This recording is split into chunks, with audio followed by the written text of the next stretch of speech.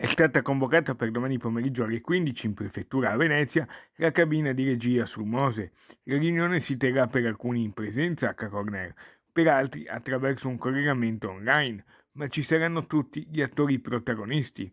Una riunione richiesta proprio dalle imprese che dovrebbe preludere la ripresa imminente dei lavori. Ci risulta siano state raggiunte e ottenute praticamente tutte le firme necessarie da parte dei creditori del Venezia Nuova e quindi nella sostanza l'accordo è praticamente completo.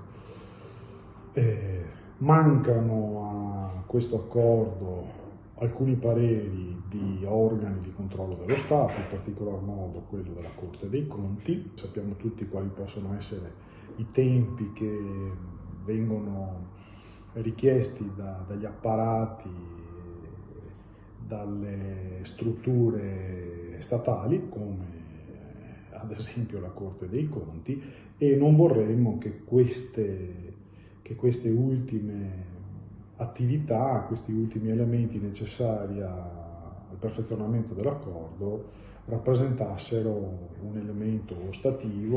Il raggiungimento dell'accordo resta però la condizio sine qua non per vedere le luci in fondo al tunnel, perciò dalla cabina di regia ci si attende la fumata bianca o perlomeno una svolta positiva.